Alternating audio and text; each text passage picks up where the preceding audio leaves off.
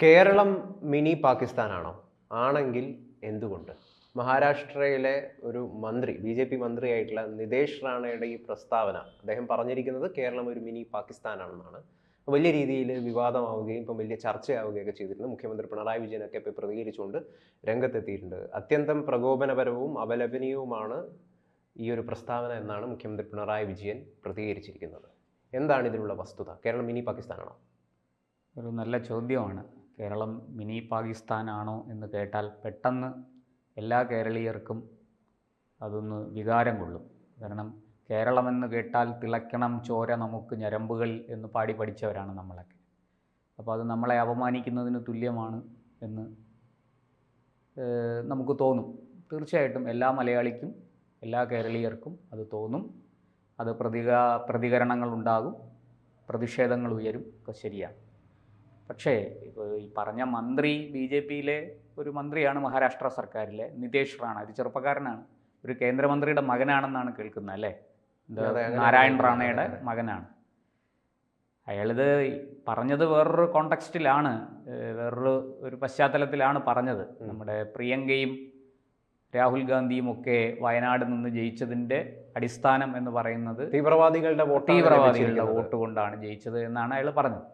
അതവിടെ നിൽക്കട്ടെ, ഞാൻ അതിലേക്ക് വരാം. അതിനു മുമ്പ് ഈ കേരളം മിനി പാകിസ്ഥാനാണോ എന്ന ചോദ്യം ഉയരുമ്പോൾ നമ്മളൊന്ന് ശ്രദ്ധാപൂർവം കുറച്ച് അവധാനതയോടെ ഒന്ന് ചിന്തിച്ചാൽ നമ്മുടെ മുന്നിൽ ചില കാര്യങ്ങളൊക്കെ തെളിഞ്ഞു വരും. ശ്രദ്ധയോടെ അവധാനതയോടെ ചിന്തിച്ചാൽ നമുക്ക് ചില കാര്യങ്ങൾ നമ്മുടെ ഓർമ്മകളിൽ വരും. ഏറ്റവും ഒടുവിലത്തെ ഒരു സംഭവം പറയാം. ഏതാനും ദിവസം മുമ്പാണ് കാസർഗോഡ് നിന്ന് ഒരു ബംഗ്ലാദേശിയെ പിടിച്ചത്. അയാൾ അൽ-ഖ്വയ്ദ ആരാണെന്നറിയാലോ? ഒരു വലിയ തീവ്രവാദ ഭീകര സംഘടനയാണ്. അൽ-ഖ്വയ്ദയുടെ ദക്ഷിണേഷ്യൻ കോർഡിനേറ്ററാണ്. അയാളുടെ പേര് ഞാനിപ്പോൾ പെട്ടെന്ന് ഓർക്കുന്നില്ല. അയാൾ പിടിയിലായി. അയാൾ മാത്രമല്ല, രാജ്യത്തിൻ്റെ വിവിധ ഭാഗങ്ങളിൽ നിന്ന് 8 പേര് പിടിയിലായി. പക്ഷേ ഏറ്റവും പ്രധാനപ്പെട്ട ഒരാൾ ഇയാളാണ്. ഇയാൾ ഇവിടെ വന്നത്, അതിപ്പം ബംഗ്ലാദേശികൾ ഇന്ത്യയിലെ വിവിധ ഇടങ്ങളിൽ നിന്ന് പിടിക്കുന്നുണ്ട്, ഡൽഹിയിൽ പ്രത്യേകിച്ചും. കേരളത്തിൽ പക്ഷേ നിങ്ങളൊന്ന് ആലോചിക്കണം, ഡൽഹിയിലും മറ്റ് സംസ്ഥാനങ്ങളിൽ നിന്നും പിടിയിലാകുന്ന ആൾക്കാർ വളരെ ലോ ഗ്രേഡിലുള്ളതാണ്. പക്ഷെ കേരളത്തിൽ നിന്ന് പിടിയിലായത് വളരെ ഹൈ ഗ്രേഡിലുള്ള ഒരാളാണ്. അയാൾ അൽ-ഖ്വയ്ദയുടെ ദക്ഷിണേഷ്യൻ കോർഡിനേറ്ററാണ്. അയാൾ ഇവിടെ വന്നത്, കേരളത്തിൽ വന്നത്, ആസാം DGP പറഞ്ഞത് എന്താണെന്ന് വെച്ചാൽ, കേരളത്തിലെ സ്ലീപ്പർ സെല്ലുകളെ, ഉറങ്ങിക്കിടക്കുന്ന ഭീകരന്മാരെ ഉണർത്തുക എന്നുള്ള ലക്ഷ്യത്തോടെയാണ് അയാൾ വന്നതെന്ന്. നമ്മൾ പ്രധാന മാധ്യമങ്ങളൊക്കെ ഇത് വാർത്തയായിട്ട് കൊടുത്തു നൽകിയിരുന്നു. ഇത് വലിയ വാർത്തയൊന്നും ആയില്ല, ചെറിയ തോതിൽ അവിടെ ഇവിടെയൊക്കെ കൊടുത്തു. ഇത് ഈ ആസാം DGPയുടെ വാക്കുകൾ. അവിടുത്തെ ഭീകരവിരുദ്ധ സേന നേരിട്ട് വന്ന് ഇവിടുത്തെ പോലീസിൻ്റെ സഹായത്തോടെ തന്നെയാണ് അയാളെ അറസ്റ്റ് ചെയ്തത്. അയാളെ പിടികൂടിയത് അവർക്ക് കൃത്യമായി വിവരങ്ങളൊക്കെ കിട്ടി, തെളിവുകളും ഒക്കെ ആയിട്ട് തന്നെയാണ് അവർ വന്ന് പിടികൂടിയത്. പക്ഷേ നമ്മുടെ നാട്ടിലെ പത്രങ്ങളൊന്നും വലുതായിട്ട് ചർച്ച ചെയ്തില്ല. നമ്മൾ മനസ്സിലാക്കേണ്ട ഒരു കാര്യം, ഈ അൽ-ഖ്വയ്ദയുടെ ദക്ഷിണേഷ്യൻ കമാൻഡർ കേരളത്തിൽ വന്ന് താമസിച്ചു. അത് കേരളത്തിലെ സ്ലീപ്പർ സെല്ലുകളെ ഉണർത്താനാണ് എന്ന് ആസാമിലെ DGP ആണ് പറയുന്നത്. എന്താ അന്ന് നമ്മുടെ മുഖ്യമന്ത്രി പിണറായി വിജയന് പ്രതികരിക്കേണ്ടായിരുന്നു? ഇപ്പോൾ നാരായൺ റാണെ പറഞ്ഞപ്പോൾ പ്രതികരിച്ചു. ശരിയാണ്, കേരളത്തെ അപമാനിക്കാൻ പാടില്ല, അതിൽ ഒരു കേരളീയൻ എന്നുള്ള നിലയ്ക്ക് ഞാനും യോജിക്കുന്നു. പക്ഷേ ഈ അൽ-ഖ്വയ്ദ ദക്ഷിണേഷ്യൻ കോർഡിനേറ്റർ ഇവിടെ വന്ന് ഇവിടെ ഒളിച്ചു താമസിച്ച് ഇവിടുത്തെ സ്ലീപ്പർ സെല്ലുകളെ ഉണർത്താനായിരുന്നു പരിശ്രമം എന്ന് ആസാം DGP പറഞ്ഞപ്പോൾ എന്താ അതിനോട് പ്രതികരിക്കേണ്ടായിരുന്നു നമ്മുടെ ബഹുമാനപ്പെട്ട മുഖ്യമന്ത്രിക്ക്? ഇനി നമുക്ക് പുറകിലേക്ക് നടക്കാം. ഇവിടെ നിന്ന് എത്ര പെൺകുട്ടികൾ യുദ്ധം ചെയ്യാൻ വേണ്ടി ISIS-ൽ ചേർന്ന് യുദ്ധം ചെയ്യാൻ വേണ്ടി, സിറിയയിൽ യുദ്ധം ചെയ്യാൻ വേണ്ടി പോയിട്ട് ഇപ്പോൾ അഫ്ഗാൻ ജയിലിൽ കിടക്കുന്നു. എത്ര പേര് വെടിയേറ്റ് മരിച്ചു. ലോകത്ത് എവിടെയെങ്കിലും ഒരു ബോംബ് സ്ഫോടനം നടന്നാൽ, ശ്രീലങ്കയിൽ നടന്നപ്പോൾ ഒക്കെ അതിൻ്റെ കണ്ണികൾ ഇങ്ങ് കേരളം വരെ എത്തി. ഇത് ചെറിയ കാര്യമാണോ? ഇതിനെക്കുറിച്ചൊന്നും മുഖ്യമന്ത്രിക്ക് ഒന്നും പറയാനില്ലേ? ഇപ്പോൾ ഒരാളവിടെ, ഒരു മന്ത്രി കേരളം മിനി പാകിസ്ഥാനാണ് എന്നൊരു രാഷ്ട്രീയ ലക്ഷ്യത്തോടു കൂടി പറഞ്ഞു. ശരിയാണ്, അത് പ്രതികരിക്കേണ്ടതാണ്. പക്ഷെ അതേ പിണറായി വിജയൻ ഇത്തരം കാര്യങ്ങളിലും പ്രതികരിക്കണ്ടേ? എന്തുകൊണ്ടതുണ്ടാകുന്നില്ല? അപ്പോൾ പ്രതികരണം ഒരു വശത്ത് മാത്രമേ ഉള്ളൂ. ഇനി നോക്കൂ, പാകിസ്ഥാനിലെ ഒരു ഭീകര സംഘടനയാണ് ലഷ്കർ-ഇ-തോയ്ബ. അതിൻ്റെ ദക്ഷിണേന്ത്യൻ കമാൻഡർ ഇപ്പോൾ ജയിലിൽ കിടക്കുക കേരളത്തിൽ. ആരാണെന്ന് അറിയാമല്ലോ, തടിയൻ്റെ അവിടെ നസീർ. അതെന്താ സത്യമല്ലേ? അത് മലയാളിയായ കേരളീയനായ ഒരാൾ ഈ ലഷ്കർ ഇ തോയ്ബ എന്ന് പറയുന്ന ശത്രുരാജ്യത്തിൻ്റെ ഭീകര സംഘടനയിൽ അംഗമായി പ്രവർത്തിക്കുന്നു. അതിൻ്റെ ദക്ഷിണേന്ത്യൻ കമാൻഡറാണ്. അയാളെ പിടികൂടിയത് ബംഗ്ലാദേശിൽ നിന്നാണ്, ഇന്ത്യ ബംഗ്ലാദേശ് അതിർത്തിയിൽ നിന്നാണ് പിടികൂടിയത്. എന്നെ പിടികൂടി ഇവിടെ കൊണ്ടുവന്ന് ഇപ്പോൾ കോടതി ശിക്ഷയൊക്കെ കൊടുത്ത് ജയിലിലടച്ചിരിക്കുകയാണ്. ഇത് പ്രതികരിക്കാനുള്ളൊരു കാര്യമല്ലേ? അവിടെയൊന്നും മുഖ്യമന്ത്രിയുടെയോ അദ്ദേഹത്തിൻ്റെ പാർട്ടിക്കാരുടെയോ ഒന്നും ശബ്ദമൊന്നും കേട്ടില്ലല്ലോ നമ്മളാരും.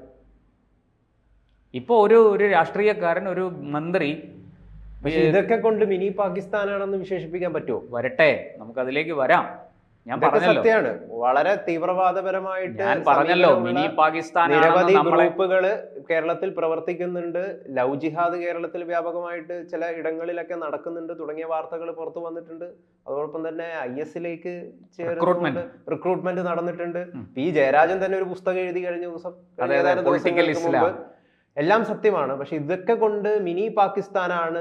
കാരണം പാകിസ്ഥാന്റെ ഒരു അവസ്ഥ എന്താണെന്ന് നമുക്കറിയാലോ. അവിടെ ഒട്ടും ജനാധിപത്യം ഇല്ലാത്ത ഒരു അവസ്ഥയാണ്. മറ്റ് ആരാധനയ്ക്ക് യാതൊരു തരത്തിലുമുള്ള സ്വാതന്ത്ര്യവും ഇല്ല. വലിയ രീതിയിലുള്ള മറ്റ് ഹിന്ദുക്കളുടെ അടക്കമുള്ള ആരാധനാ കേന്ദ്രങ്ങൾ ആക്രമിക്കപ്പെടുന്നു. അത്തരം സാഹചര്യങ്ങളൊന്നും കേരളത്തിൽ ഇല്ലല്ലോ. പക്ഷെ വേറൊരു സാഹചര്യമുണ്ട്. എന്താണെന്ന് മനസ്സിലാകും. എന്താണ്? പാകിസ്ഥാനിൽ കൊടിയ പട്ടിണിയും ദാരിദ്ര്യവുമാണ്. കേരളവും ഏതാണ്ട് അതിലേക്കാണ് പോയിക്കൊണ്ടിരിക്കുന്നത്. ശമ്പളം കൊടുക്കാൻ പണമില്ല, ഖജനാവിൽ പൂച്ച പെറ്റ് കിടക്കുകയാണ് അല്ലേ? ഇങ്ങനെ പോയാൽ കേരളം താമസിയാതെ മിനി പാകിസ്ഥാൻ അല്ല, പാകിസ്ഥാൻ പോലെയാകും. പാകിസ്ഥാനിലെ കൊടിയ ദാരിദ്ര്യവും പട്ടിണിയും കേരളത്തിലും നടമാടും. അതാണ് അവസ്ഥ. കേരളത്തിൻ്റെ ഖജനാവ് അത്ര ക്ഷയിച്ച് അത്ര ദരിദ്രമായിരിക്കുകയാണ്. നോക്കൂ, ഇതൊക്കെ ചെറിയ കാര്യങ്ങളാണോ?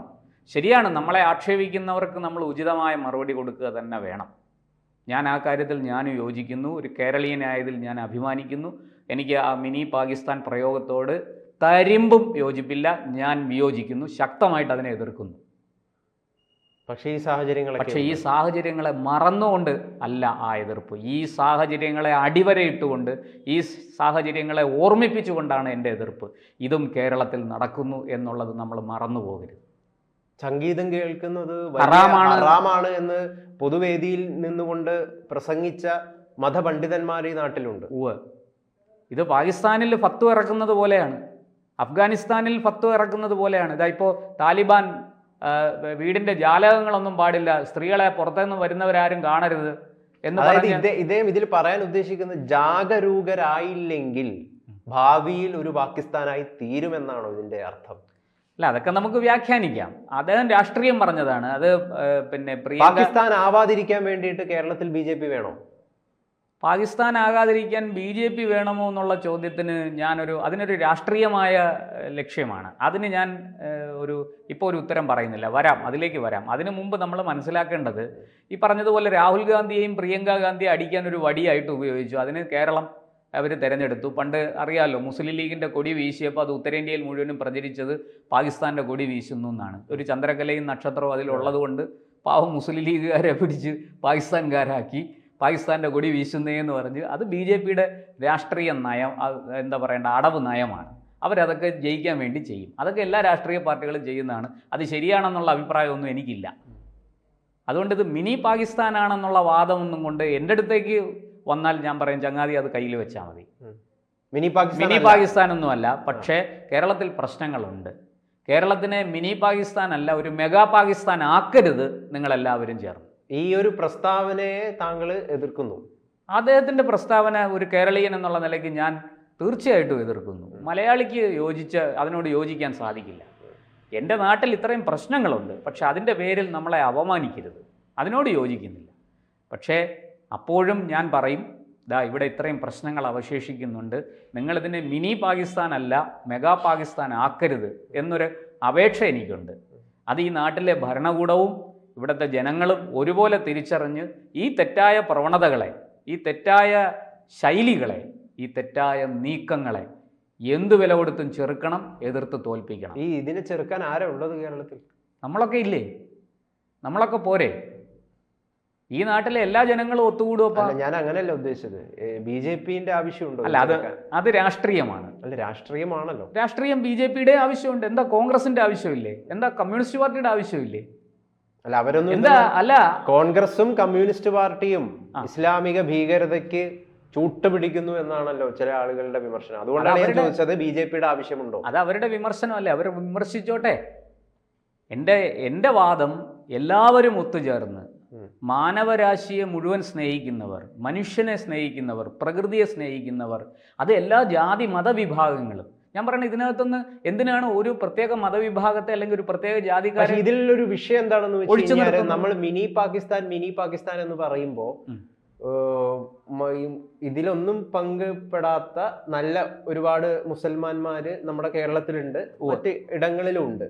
അവരെല്ലാവരും ഇതിന്റെ ഭാഗമായി തീരുകയും ഒരു തരത്തിലുള്ള ഇൻസെക്യൂരിറ്റി, അതായത് തങ്ങളും തീവ്രവാദികളാണ് എന്നുള്ള രീതിയിലേക്ക് കാര്യങ്ങൾ മാറിത്തീരുന്നുണ്ടോ എന്നുള്ളൊരു സംശയം ഉയരുന്നുണ്ട്. കാരണം നമ്മൾ സോഷ്യൽ മീഡിയയിൽ ഇത്തരം പരാമർശങ്ങളെ അനുകൂലിച്ചുകൊണ്ട്, അതെ എന്താണ് മുസ്ലിങ്ങൾ എല്ലാവരും മോശക്കാരാണ് എന്നുള്ള രീതിയിലുള്ളൊരു ഇസ്ലാമോഫോബിയ വല്ലാതെ കേരളത്തിൽ പ്രചരിക്കുന്നുണ്ട്. അത് അപകടകരമാണ്. തീവ്രവാദത്തെ, ഇസ്ലാം തീവ്രവാദത്തെ വളരെ കൃത്യമായിട്ട് എതിർക്കുമ്പോഴും ഇസ്ലാമോഫോബിയ, ഇത് നല്ലവരായ മുസ്ലിങ്ങളെ അല്ല ഉദ്ദേശിക്കുന്നതെന്നും കൂടി നമ്മൾ കൃത്യമായി പറയേണ്ടിയിരിക്കുന്നു. തീർച്ചയായിട്ടും അത് തന്നെയാണ് നമ്മളും പറയുന്നത്.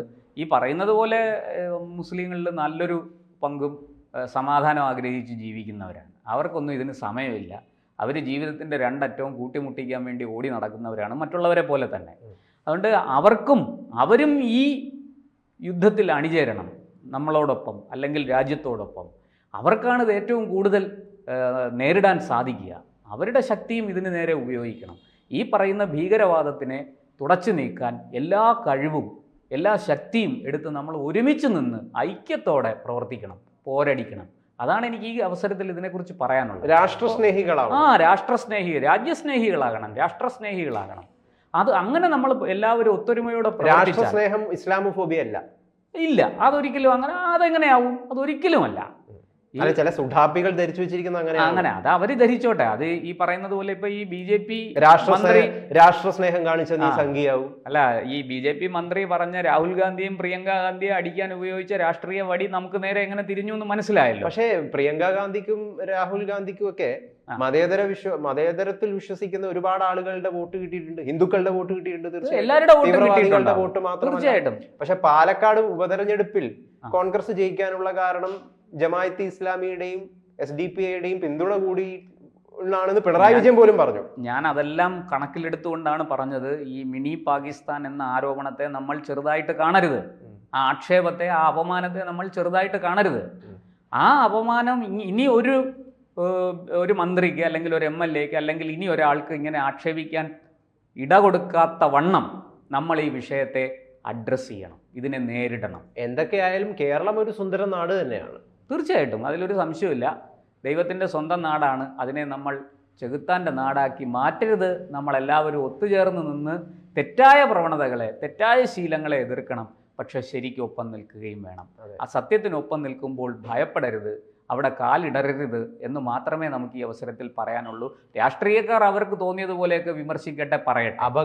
അപകടകരം എന്താണെന്ന് വെച്ച് കഴിഞ്ഞാൽ, ഇതിനെ ഒരു മത ധ്രുവീകരണത്തിന്റെ ഒരു ഫോർമുലയാക്കിയിട്ട് ഉപയോഗിക്കുന്ന ഒരുപാട് പേരുണ്ട്.